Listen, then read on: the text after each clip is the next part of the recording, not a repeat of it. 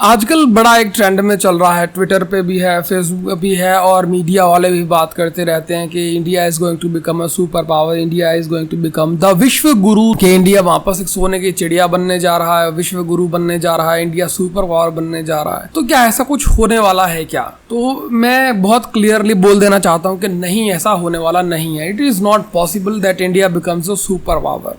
मैं जो बोलना चाह रहा हूँ उससे पहले पूरी तरह सुन लो, फिर हो सके तो कमेंट करना, तो नहीं करना, नहीं सुनना है तो मत सुनो, कोई ऐसी बात नहीं है, लेकिन गाली गलौज मत करना, ठीक है। तो इंडिया इज अ कंट्री जहाँ पे 1700 करोड़ का पुल गिर जाता है दूसरी बार और किसी पे कोई रिस्पॉन्सिबिलिटी नहीं आती है। एक आदमी को थोड़े टाइम के लिए सस्पेंड कर दिया जाता है। मैं आपको बता दूं कि जब किसी को सस्पेंड किया जाता है तो उसको उसकी पूरी सैलरी एक ना एक दिन मिल जानी होती है, और जब वो सस्पेंड रहता है तब भी उनको 70% 75% ऑफ द सैलरीज मिलती रहती है। So basically it's a vacation period. India में ट्रेन कोलाइड होती है, 250-300 लोग मर जाते हैं, कोई बड़ी कार्रवाई नहीं होती है, इन्वेस्टिगेशन होती रहती है, चलती रहती है, धीरे धीरे तुम लोग देख लेना कि ये फेज आउट हो जाएगा। लोग उसको भूल जाएंगे कि ऐसा कुछ हुआ था। जिनके लोग मरे हैं वो अपने लोगों को रो कर रह जाएंगे। गुजरात में एक ब्रिज कोलैप्स होता है, लोग नीचे गिरते हैं, 80-85 लोग मर जाते हैं, और फिर बातें ये चलती हैं कि इस ब्रिज की कैपेसिटी इतनी थी, ऐसा था वैसा था। लेकिन वो हादसा क्यों हुआ, उसे टाला क्यों नहीं गया, इसके बारे में कोई बड़ी चर्चा या कोई बड़ी बात होती हुई नजर नहीं आ रही है। तो मेरा कहने का भाव ये है कि India is a highly irresponsible country, highly corrupt country with zero trust factor. तुम लोगों को ये एक तरह का प्रोपेगेंडा हमारे साथ किया गया है कि इंडिया की जो सोसाइटी है वो बहुत अच्छी है कंपेयर टू यूरोप, यहाँ के लोग बड़े हेल्पफुल हैं, यहाँ के लोग एक दूसरे की बहुत चिंता करते हैं। ऐसा बिल्कुल भी नहीं है, बिकॉज अगर एक दूसरे के लोग चिंता करते तो फिर इतना करप्शन नहीं होता। इतने आप जो रोड के पैसे लेते हैं, जो ब्रिज के पैसे लेते हैं लोग, वो ब्रिज को बनाते नहीं है ठीक से, ब्यूरोक्रेसी उसमें इतना घपला कर देती है, इतने पैसे खा ले जाते हैं, पॉलिटिशियंस पैसे खाते हैं, फिर वो कॉन्ट्रैक्टर भी उसका जो बचा कुछ पैसा खाई जाता है और हल्के फुल्के में वो ब्रिज, वो सड़क बन जाती है। तो अगर इंडिया इतनी अच्छी सोसाइटी होती, इतनी हेल्पफुल सोसाइटी होती, इतनी एक दूसरे की केयर करने वाली सोसाइटी होती, it's a myth, it's a built myth, well built myth. इसको एक प्रोपोगेट किया गया है बुक्स के थ्रू। गांवों के बारे में कहा गया कि गांव इतने अच्छे होते हैं। गांव में बिल्कुल कुछ अच्छा नहीं है भाई गांवों में, एक्सेप्ट फॉर द हरियाली एंड लेस पॉपुलेशन। क्या अच्छा है गांव में? जातिवाद वहां हो रहा है, कास्टिज्म वहां हो रहा है, लोगों के साथ अत्याचार हो रहा है, और लोगों को हर तरह की जो लकूना ऑफ द इंडियन सोसाइटी है वो गांवों से ही तो आ रहा है। और फिर हमें बोला जाता है कि नहीं, गांव इतने अच्छे हैं, गांव तो इतने प्यारे होते हैं, गांव तो ऐसा होता है, गांव तो वैसा होता है। माय बेसिक थिंग इज कि India is never going to become a super power because of the corruption that we have. Let's say some people would say कि इंडिया में सब तो करप्ट नहीं है। देखो मैं बताता हूँ, इंडिया में सभी करप्ट, और जो नहीं, ऐसा कोई भी नहीं है जिसको मौका मिले कि वो दूसरे के एक्सपेंस पे पैसे कमा सके और वो ना कमाए। ऐसे बहुत रेयर लोग हैं, और वो बहुत रेयर लोग ना कोई ज्यादा बड़ा चेंज नहीं ला सकते हैं।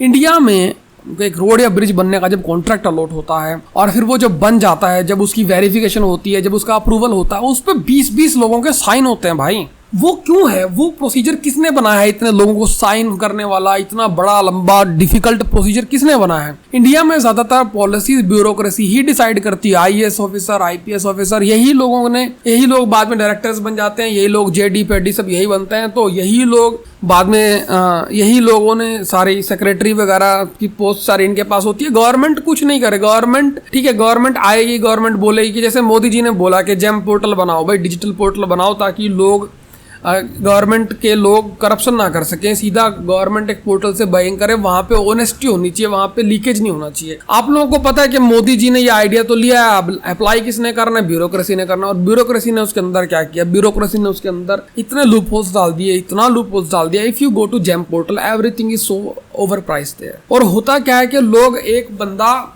अपने जानकार को जेम पोर्टल पर रजिस्टर करवाता है, उसी के पास जो प्रोडक्ट है उसी की स्पेसिफिकेशन की डिमांड डाल देता है, वो बंदा उस स्पेसिफिकेशन के लिए ओके कर देता है और फिर वो परचेज हो जाता है। मतलब पहली बात तो करप्शन हो रहा है, ऐसा नहीं कि करप्शन नहीं हो रहा है, लेकिन उल्टा हो के गया कि करप्शन को अब और लीगलाइज कर दिया कि आप ये कहा जा सकता है कि हमने तो ऑनलाइन खरीदा है। उल्टा आपने जिस चीज का आप बेनिफिट ले सकते थे, अगर आपको करना ही था तो आप फ्लिपकार्ट, अमेज़न सब जगह से अलाउ कर देते कि आप शॉपिंग ऑनलाइन ही करेंगे, बस ये रूल बना देते। आपने एक नया पोर्टल क्यों डिजाइन करा? क्योंकि समझिए, आप इस बात को समझिए, मोदी जी का आइडिया हो सकता है कि आप ऑनलाइन बाय करिए। मोदी जी ने आइडिया सोचा कि एक उनके दिमाग की उनका एक बर्थ दिया उन्होंने एक आइडिया को कि हमें करप्शन कम करना है और उसका ये तरीका हो सकता है, लेकिन वो अप्लाई किसने करना है? अप्लाई तो वो ब्यूरोक्रेसी ने करना है ना। ब्यूरोक्रेसी फाउंड वे, उन्होंने अपने एक रास्ता ढूंढ लिया कि ठीक है हम इसमें ऐसे ऐसे करप्शन थोड़ा सा इंट्रोड्यूस कर देंगे और ऐसे ऐसे थोड़े से लूपहोल्स इंट्रोड्यूस कर देंगे और फिर उसी को यूज़ करेंगे, उसी के थ्रू हम बाद में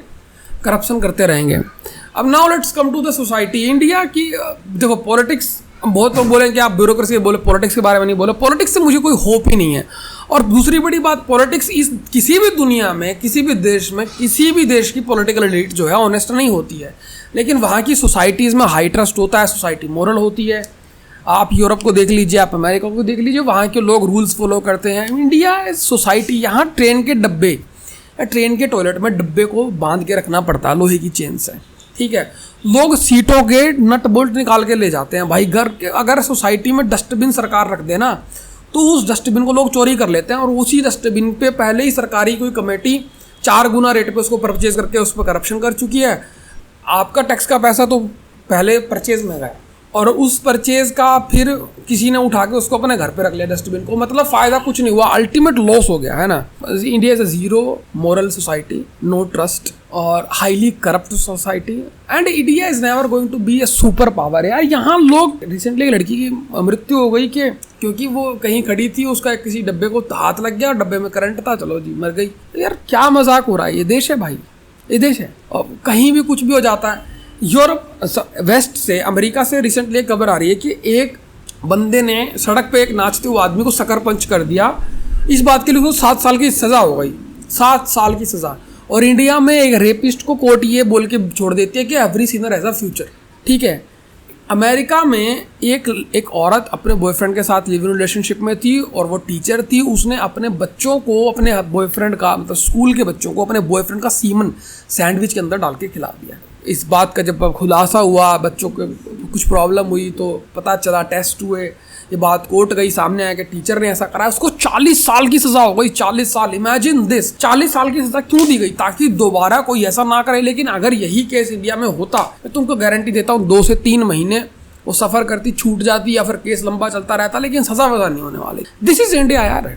हमें क्या हमने रिसर्च करी है? क्या हमारे पास साइंटिफिक हमने कोई बहुत बड़ी उपलब्धि है क्या हमारे पास?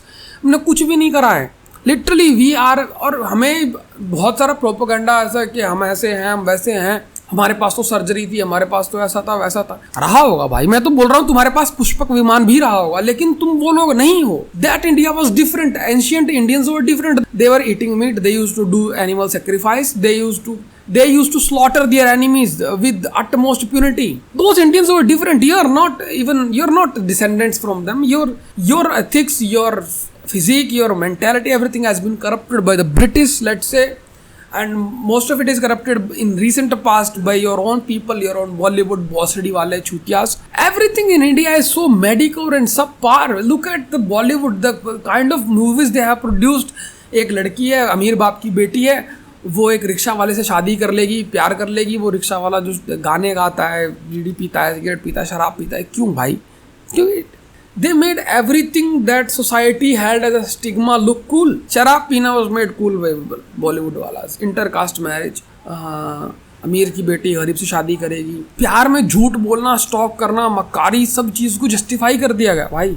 लड़कियों को स्टॉक करने को जस्टिफाई कर दिया गया। Everything in India so below, there is no status. एक गवर्नमेंट एम्प्लॉय अगर चाहे, he can curse you, he can abuse you, he can do whatever he wants, he can ask for bribes, and all you can do is, पहली बात तो तुम कुछ कर ही नहीं सकते हो, but if you put your whole life after it, at most you are going to get him suspended.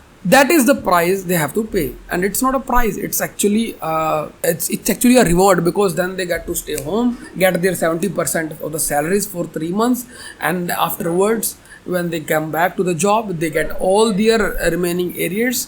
So you only got them a vacation. That's it. That's the punishment. And now you would think, how the fuck is that even possible? Because the whole procedure has been designed by who? The bureaucracy itself. They designed the whole process. They designed the punishments. They designed everything. My whole point is, a subpar mediocre society with carb-maxing people is never going to become a superpower. I know it sounds like the red pill, but it's the truth. India it's never going to become a superpower. It is going to Like for all those people who are going, the Americans, the Europeans, all those white people who are going gaga like India, it's India's decade, India is going to become this, India is going to become that, India is going to beat China. It's not going to beat China. It's not going to beat anybody. It is going to beat you and your optimistic hopes. Ultimately, you will be disappointed, and India will remain the same. There is no hope for India, man. It's not in this scenario unless we change it. In 2014, when Narendra Modi came, he promised us the change, that he will reform the bureaucracy, he will reform everything. What have they done so far?